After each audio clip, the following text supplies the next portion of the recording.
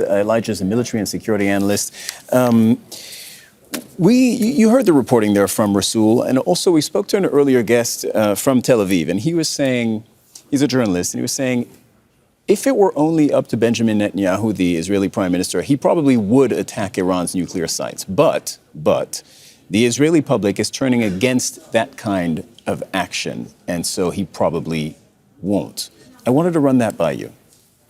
I don't think that's very correct, because at the first beginning, since the 7th of October, until just before starting to assassinate the leaders of Hezbollah, Benjamin Netanyahu, the prime minister, was looking for a way out and was really in a corner with the majority of the Israeli opinion against him, want him to stop the war on Gaza and wants the release of all the prisoners.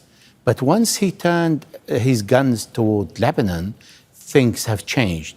After bombing Hodeidah in Yemen, bombing Yemen the second time, killing Ismail Haniyeh in Tehran, and not only sabotaging the pager that put on the side more than 3,000 fighters, but he also started killing commanders, and on top of that, Sayyid Hassan Nasrallah.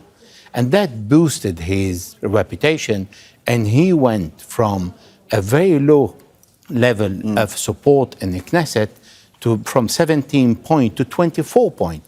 And he added to that by bringing Gideon Sa'ar to the government and giving him this position, adding 4 additional seats in the Knesset. So he is today, as he declared, I am going to change the Middle East. Okay, so you disagree with that earlier point of view that was expressed by one of our guests in Tel Aviv. You're saying, no, this is that Netanyahu, in his view, it would be politically beneficial for him to keep escalating. I think for the moment, it is in Benjamin Netanyahu to keep escalating until November this year. November? So he needs... Okay, what happens in November? A U.S. presidential election? Or... Exactly. Okay. He needs to know who is going to become a president in the United States. And he needs to keep the tit for tat without escalating toward hitting infrastructure, inviting Iran to do the same. But he's not going to stop. He's going to continue.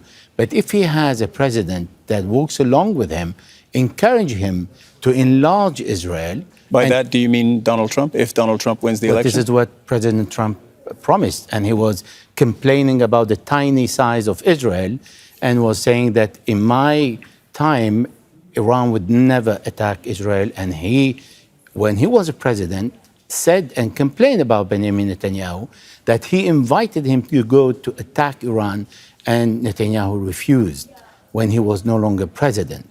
So we see that the possibility to attack Iran is going to increase many folds if Donald Trump wins. So you're saying the U.S. presidential election could be a fork in the road moment. What if Kamala Harris wins? Well, there is no difference between the Democrat and the Republican in relation to supporting Israel. The only thing we are seeing today is that the American administration looks at the interest of Israel differently.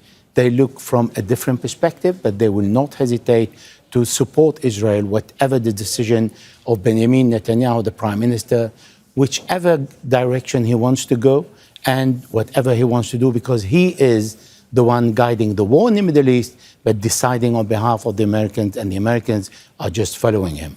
Meanwhile, the fighting that is taking place in Lebanon, both the Israeli airstrikes and fighting on the ground. This is only day 3, day 4, so this is this part of the war is still very young. What are you learning so far? A lot of things. First of all, the Israelis are testing the ground. They're testing the force and the reaction of Hezbollah. And this is why they need to continue doing so until they find a breach where they can go through it, and they will go with massive force. Secondly, we see the bombardment of Hezbollah.